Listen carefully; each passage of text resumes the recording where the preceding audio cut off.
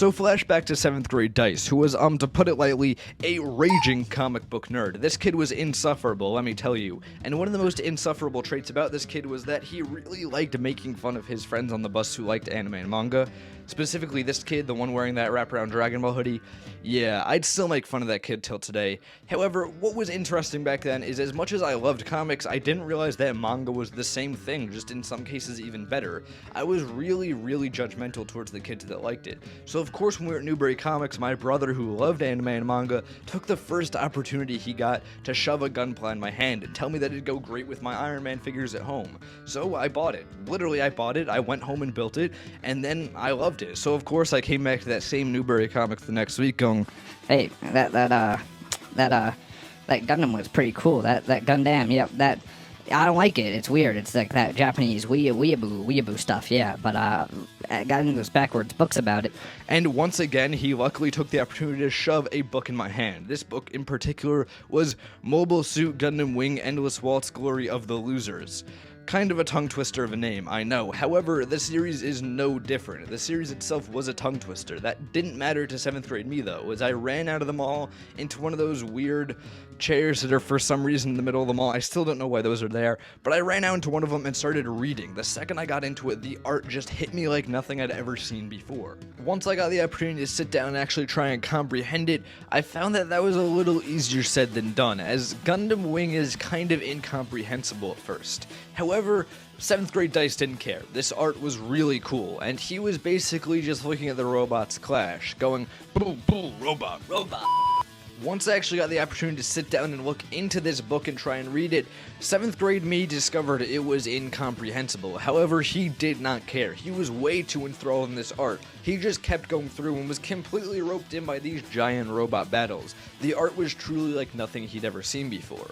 However, is this a good series? Did he actually like it, or was he just enthralled in the art? That's something interesting to discuss, as with many Gundam series, Gundam Wing does have kind of those same anti-war messages, however, they're definitely a little less heavy-handed. While many Gundam series, you're reading it and you're like, ooh, robot, robot, robot, and then at the end you're kind of like, damn, we shouldn't have entered Vietnam. With Wing, it's a little more like, ooh, robot, robot, robot, war is bad, but it can be good in some circumstances, and this philosophy says we need war. This one says we don't need war, and are any of them wrong? But this leads me into having my main thoughts about Gundam Wing, that it isn't really a series about war like many other Gundam series are, or even as it might appear to be on the surface.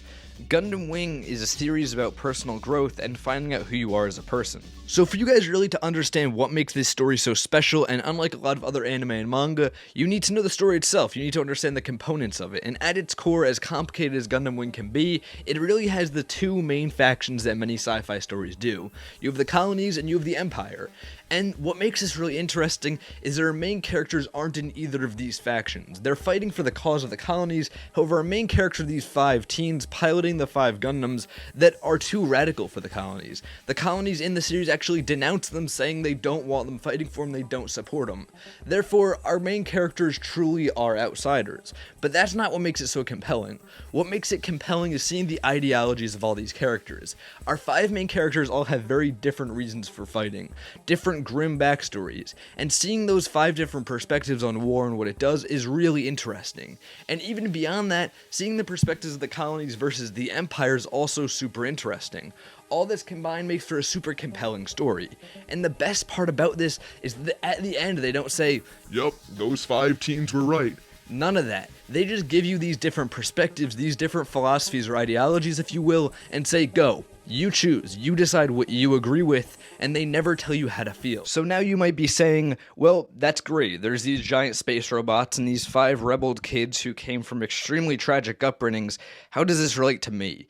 And the funny thing is that as much as it's so foreign to us as this huge grand sci-fi series, it's also really personal. I think a lot of us can kind of relate to the politics nowadays, and how as much as you side with one thing, you don't agree with everything about it, and everything's so black and white. You either love something or you hate it. The same thing happens with anime and manga. You don't love Hunter x Hunter, you hate it. You don't love Berserk, you hate it.